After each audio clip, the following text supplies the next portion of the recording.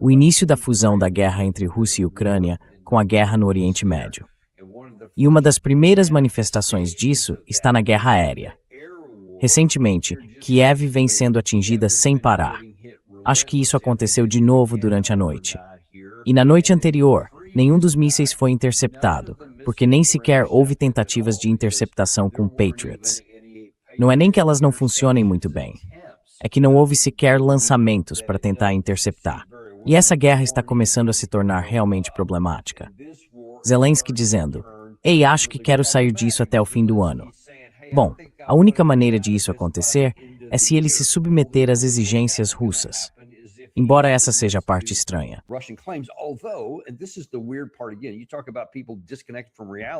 Mais uma vez, você fala de pessoas desconectadas da realidade. Você tem Zelensky dizendo, "Ei, quero pressionar a Rússia com sanções, com esses ataques de longo alcance." E houve mais ataques assim durante a noite, na Rússia. Outro ataque. Uma instalação de processamento de petróleo foi atingida, e os centros da Wildberries continuam sendo atingidos até ontem. Então, o que está acontecendo nessa guerra, na cabeça de Zelensky, dos europeus ou talvez até dos Estados Unidos? Porque agora o secretário de Estado, Marco Rubio, de repente está dizendo novamente que estamos tentando encontrar uma solução para isso. Essas são imagens bastante impressionantes, só da noite passada. E mais uma vez, você vê que nada intercepta esses mísseis quando eles atingem o solo. O que você diz?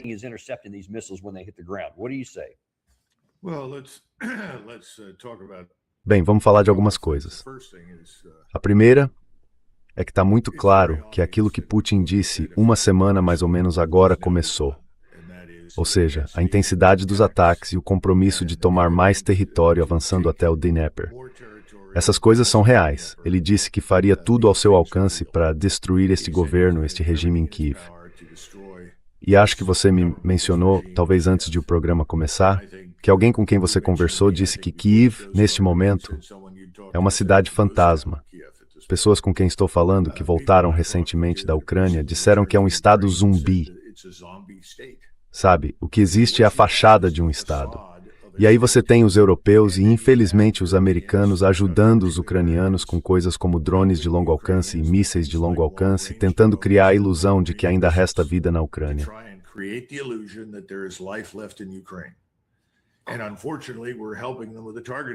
E, infelizmente, estamos ajudando eles com os dados de alvos. Fizemos todos os voos e todas as passagens de satélite, sabemos onde ficam todas as refinarias. Estamos fornecendo esses dados de alvos aos ucranianos. Eles estão usando isso e reduziram, acredito, a capacidade de refino da Rússia em cerca de 38%, talvez mais a esta altura. Isso, é claro, criou um cenário muito sombrio globalmente para o petróleo. E o interessante é que, na verdade, estamos comprando petróleo russo no mercado aberto, Dan. A maioria das pessoas não sabe disso. Em outras palavras, estamos piorando o cenário econômico. Estamos tornando a situação mais arriscada. Agora a Rússia vai sobreviver a isso. Eles estão consertando essas refinarias. Tem bastante petróleo e conseguem produzir o que precisam. Mas isso está prejudicando outros países no mundo que precisam ter acesso aos produtos refinados que a Rússia produzia. Mas isso não parece importar para ninguém. Enfim, esse é o primeiro ponto.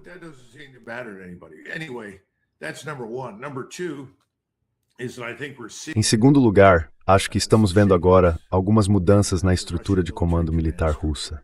E elas não são insignificantes. Quando digo mudanças, não se trata de demitir muitas pessoas e trazer gente nova. Algumas pessoas são novas, mas a maioria está sendo remanejada.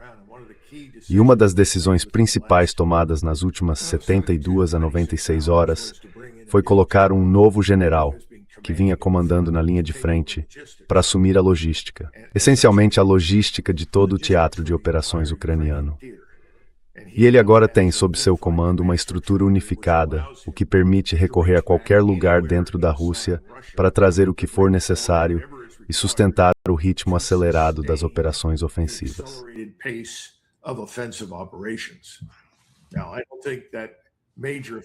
Agora, não acho que essa grande operação ofensiva tenha realmente começado para valer ainda. Nós vemos isso nos ataques, mas acho que agora vamos ver um desdobramento em terra. E isso não é algo insignificante. Alguém disse, bem, por que ele faria isso? E eu respondi, durante a Segunda Guerra Mundial, isso foi em setembro de 1944, Bradley se encontrou com Patton no Terceiro Exército. Lembrem-se, Bradley era o comandante do grupo de exércitos. Ele perguntou a Patton, tem um coronel pleno, recém-saído do comando de um regimento de infantaria. Tem um excelente histórico de combate. É um comandante muito bem-sucedido. Se eu o colocasse sob seu comando, o que você faria com ele? E Patton respondeu, eu o colocaria no comando da logística.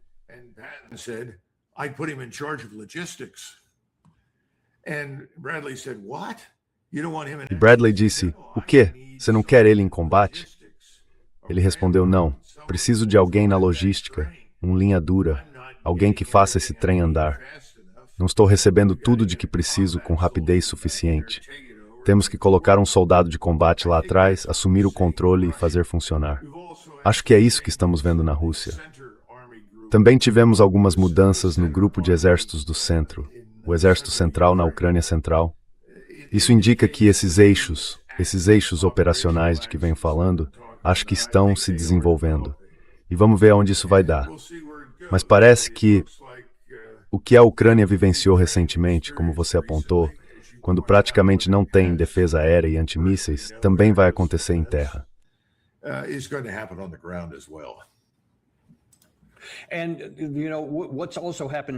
E sabe, o que também está acontecendo, antes mesmo de chegarmos ao que está acontecendo em campo? Vou olhar isso daqui a pouco. Mas o que você acha das ações de Zelensky? Porque, por um lado, ele está dizendo, quero que isso termine até o fim do ano, pressionando a Ucrânia, pressionando a Rússia, e, claro, ele conseguiu mais um pacote de sanções da União Europeia. E está tentando aprovar outro, na esteira do projeto de lei de Lindsey Graham. Eles estão tentando usar isso para fazer avançar algo que ainda não foi totalmente concluído, mas estão tentando.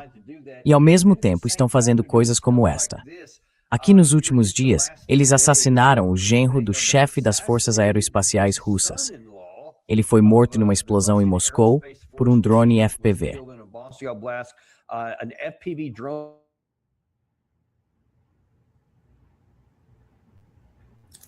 Olá, Dan, perdi você. Tendo assassinado anteriormente generais russos em Moscou e assim por diante, esse tipo de ação vai realmente ajudar a Ucrânia.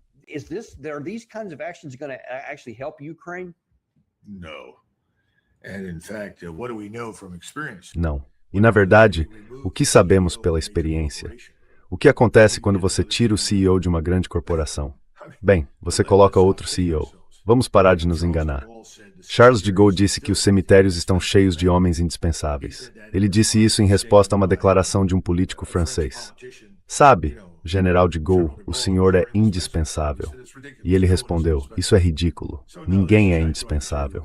Então não, isso não vai ajudar. Não vai melhorar a situação nem um pouco. Provavelmente vai piorá-la muito. A população russa já está enfurecida. Se dependesse deles, acho que a Ucrânia inteira seria uma ruína fumegante. Não é o que as pessoas pensam. E tem outra coisa. Zelensky agora se tornou, na prática, tão, qual é a palavra certa, enganador e desonesto quanto o presidente Trump. Por que você ouviria qualquer coisa que Zelensky diz? É tudo absurdo. Não faz sentido algum.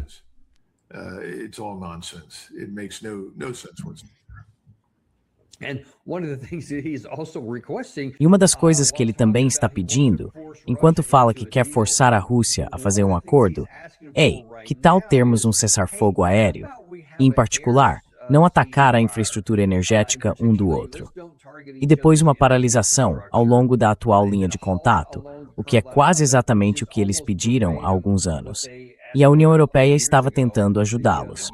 Mas, considerando que isso acontece no momento em que eles estão ficando sem até mesmo mísseis de defesa aérea, de qualquer tipo, e há aquelas imagens impactantes que você viu há um minuto, o que isso diz sobre o que Zelensky talvez esteja percebendo ao dizer, vamos fazer alguma coisa, qualquer coisa, para tentar interromper esses mísseis.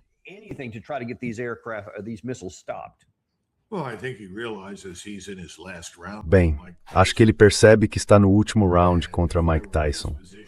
E se eu tivesse no lugar dele e lutando contra Mike Tyson, ofereceria ao Mike Tyson qualquer coisa que ele quisesse para sair dali. Então acho que é isso que vocês estão vendo. Os russos não levam nada disso a sério. Eles não têm fé nem confiança em nada do que dizemos e certamente não acreditam em nada do que Zelensky diz. Agora saiu um artigo recentemente, não sei se você o encontrou.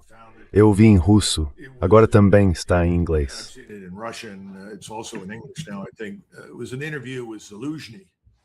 Foi uma entrevista com Zaluzhny. Você sabe, ele foi o ex-embaixador da Ucrânia em Londres e foi entrevistado na Ucrânia. E perguntaram a Zaluzhny sobre a OTAN. Ele deu uma risadinha e disse: a OTAN não é nada. A OTAN não está preparada para lutar uma guerra contra a Rússia. Ele disse: a ideia de que a OTAN pode entrar e nos resgatar é absurda. Então acho que a verdade aparece. Mas se você está na posição de Zelensky, seu trabalho não é a verdade. Seu trabalho é manter o circo funcionando até o fim, pelo maior tempo possível, para manter a fachada. É isso que você está vendo.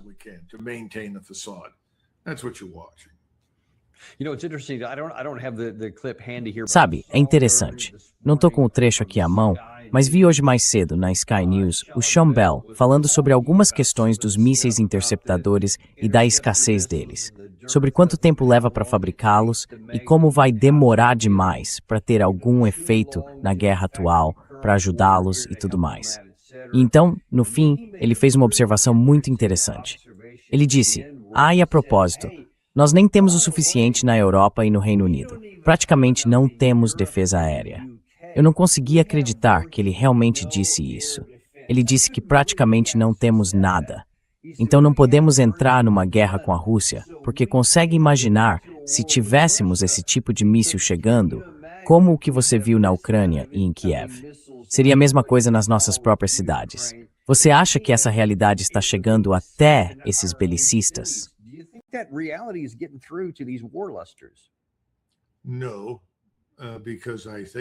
Não, porque acho que a visão deles é que podemos sair disso rapidamente, que podemos mobilizar a indústria e fazer o que for preciso. E acho que eles não acreditam que alguém ousaria nos desafiar. E claro, eles estão errados. Agora, há alguns generais já aposentados, como Wes Clark, que disseram: se perdermos no Irã, esse será o fim da nossa chamada hegemonia militar, da hegemonia militar global. Bem, ele está certo. Exceto pelo fato de que essa hegemonia militar global já acabou de qualquer maneira. Agora, o outro ponto que ele estava fazendo de forma implícita é que se fracassarmos nesse teatro e não tivermos sucesso militar, outros vão nos desafiar.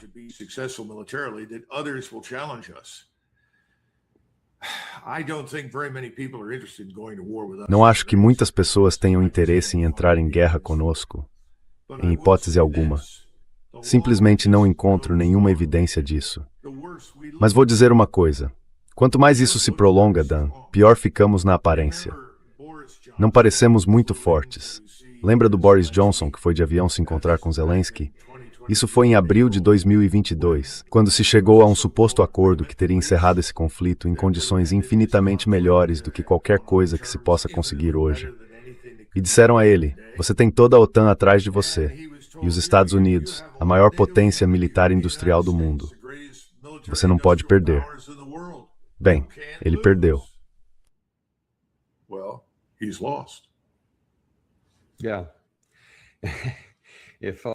Se a gente pudesse voltar atrás e aceitar aquele acordo hoje, seria realmente incrível.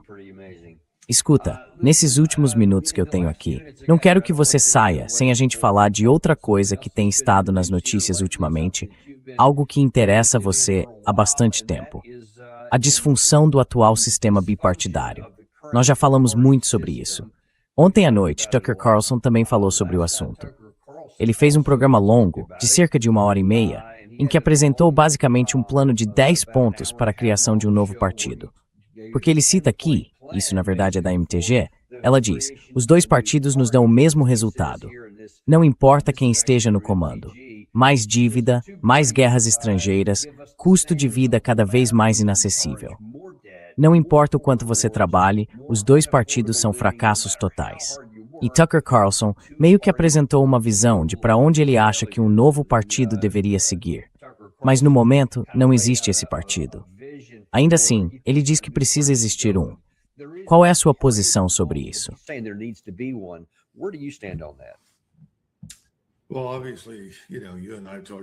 Bom, obviamente você sabe, nós já conversamos sobre isso antes. Há muito tempo eu defendo um novo partido. Acho que naquele tweet que você acabou de mostrar, o comentário do Tucker lá embaixo foi muito preciso. Ele disse, o sistema entrou em colapso, em paralisia e saque. Acho que é isso que você está vendo. Saque, em primeiro lugar. Quando falei sobre isso, falei de uma cultura de manipulação na Casa Branca para enriquecer pessoas. Isso é realmente corrupção e saque. Não são só os republicanos. Todo mundo que pode se envolver nisso está envolvido. Todo mundo falava sobre Nancy Pelosi e as negociações com informação privilegiada envolvidas na vida dela, e sobre como as pessoas chegam com algumas centenas de milhares de dólares e saem com milhões.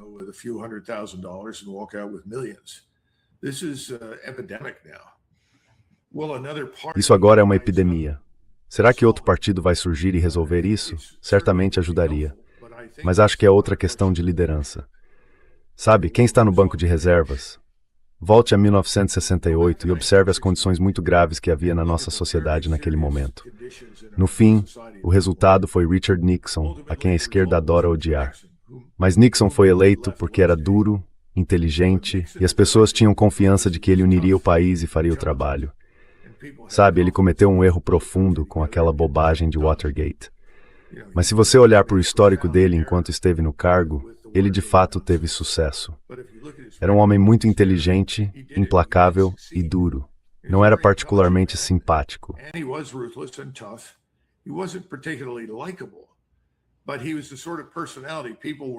Mas ele era o tipo de personalidade que as pessoas estavam dispostas a eleger porque precisavam de alguém para nos tirar da situação em que estávamos.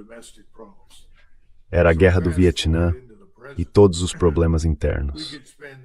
Então, avançando para o presente, poderíamos passar a próxima hora falando de todos os problemas que temos em casa.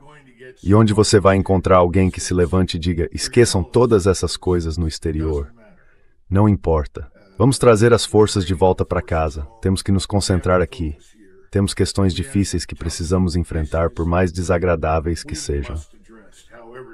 Não acho que o povo americano esteja nesse ponto ainda, mas vai chegar lá. E quando chegar, esse terceiro partido será relevante. Neste momento, o terceiro partido é um monstro sem cabeça.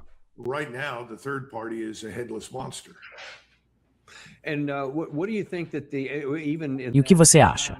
Porque, mesmo nesse período, eu concordo que estão surgindo as condições que, historicamente, levaram à ascensão de outros partidos. Não só no nosso país, mas também em outros países ao longo da história. E acho que isso está claramente acontecendo, porque neste ponto já criamos condições que não dá mais para evitar. E como você disse há um minuto, com Scott Bessent tentando apagar pequenos incêndios aqui e ali, fazer alguma coisa para ajudar nos próximos meses.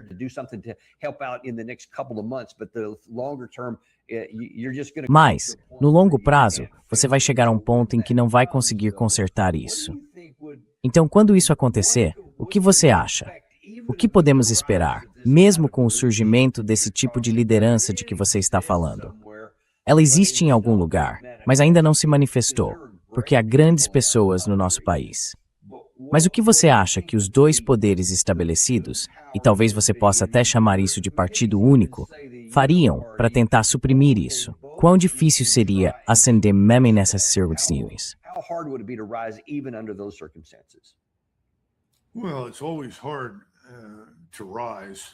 Bem, é sempre difícil alcançar o nível necessário para fazer algo importante, seja nas Forças Armadas ou no setor civil. Pessoas que realmente são aquilo que aparentam ser, em vez do que vemos hoje. Vemos muita gente pretensiosa, que se apresenta como o homem do povo, durão ou alguma outra coisa, só para acabar decepcionando amargamente. Foi isso que aconteceu com o antigo movimento MAGA. Quem ainda está no movimento MAGA e acha que tem alguém interessado nele na Casa Branca, é claro, provavelmente precisa examinar a cabeça.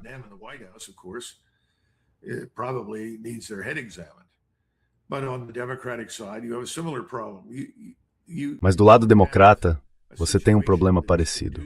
Ainda não existe uma situação favorável para o surgimento de alguém. As coisas mudam quando a situação está ruim. E ela está ruim, mas não ruim o suficiente. Veja a nossa experiência em Kasserine, em fevereiro de 1943.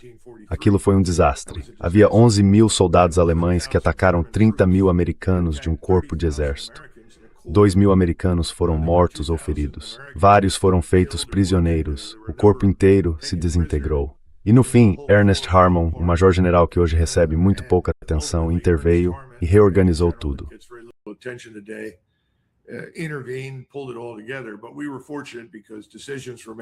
Mas tivemos sorte, porque os comandantes alemães tomaram decisões em níveis mais altos para suspender o ataque. Se tivessem insistido, poderiam ter avançado até o Mediterrâneo. Aquilo tudo foi uma catástrofe. Foi assim que George Patton acabou no comando do Corpo de Exército. Ninguém gostava de Patton. Patton não era uma pessoa agradável. Era um filho da puta, mas era competente. As pessoas sabiam que ele era competente e que faria o trabalho. Bem, nós ainda não chegamos a esse ponto. Então não vamos ver alguém assim surgir até as coisas piorarem muito mais. É o melhor que posso fazer por você.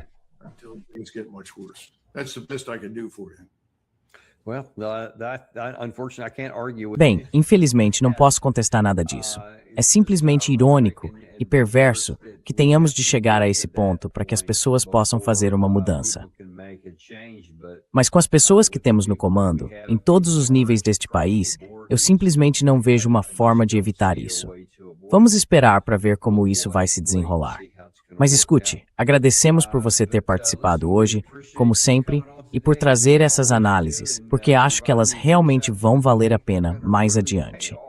Só lembrando as pessoas para acessarem mcgregorwarrior.substack.com.